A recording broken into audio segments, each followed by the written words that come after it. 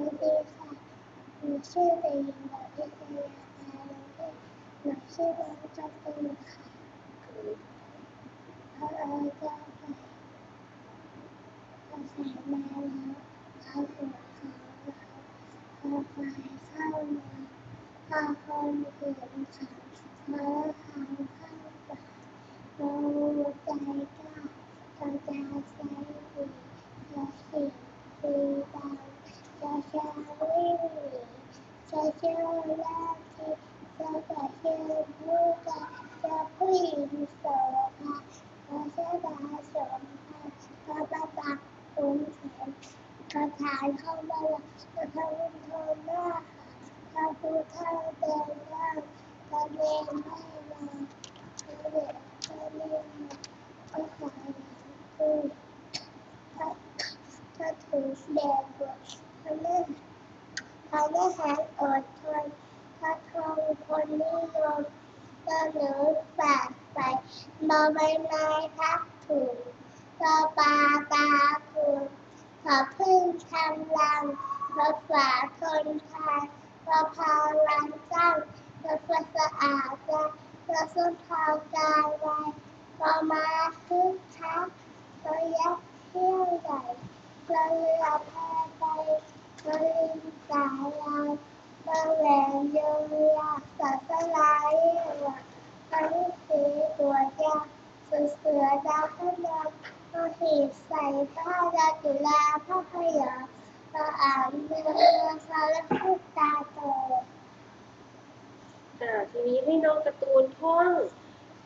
A B C นะคะเริ่มค่ะ A แอนมด B เบิร์ดนก C แคทแมว D ด็อกสุนัข E ไข่ F ฟิชปลา G เกอร์เด็กผู้หญิง H ชาวบ้าน I ไอศกรีม J เจ้าเผือก K ที่กุญแจ L ไลออนสิงโต M นิ้วนม N นาฬิกา O ออเรนจ์ส้ม P พริกหมูคิวคีพระราชนีพาเลสสีแดงเฮสซันดวงอาทิตย์ทีไทยเกิดเสือไม่หวานหรอกมีแม่รถตู้น้ำมันอยู่บูแหลกผู้หญิงเอเอสซาเดวายเอใช่เส้นซีบะมาลายต่อไปให้น้องการ์ตูนท่อง1 ถึง 20เป็นภาษาอังกฤษนะคะเริ่มค่ะ วัน1 2 3 4 5 6 7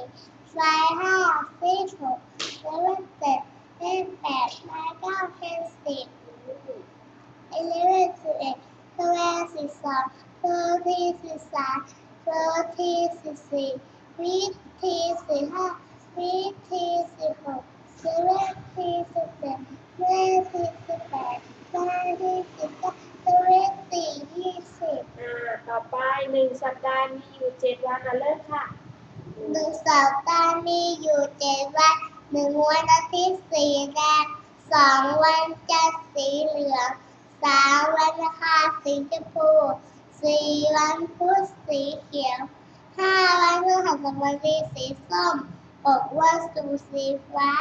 7 วันเสาร์สีม่วงเก่งจังเลยต่อไปทีนี้คุณครูจะให้น้องการ์ตูนสอบเรื่องสีนะคะทีนี้น้องการ์ตูนดูนะคะอันนี้สีอะไรคะสีม่วงค่ะสีม่วงภาษาอังกฤษว่าอะไรคะลูกเปิดสีม่วงเก่งจังเลยต่อไปลูกสีส้มเก่งจังเลยสีอะไรคะเยลโล่สีเหลืองเก่งจังเลยอันนี้สีอะไรคะลูกสีแดงเก่งจังเลยต่อไปค่ะสกายบลูสีฟ้าเก่งจังเลยอันนี้สีอะไรคะลูกสีเขียวเก่งจังเลยอันนี้สีอะไรคะสีแดงเก่งจังเลยต่อไปสีอันนี้สีอะไรคะลูกพิงค์สีชมพูพิงค์สีชมพูอันนี้สีอะไรคะแบล็คสีดำเก่งจังเลยค่ะขอบคุณค่ะขอบคุณ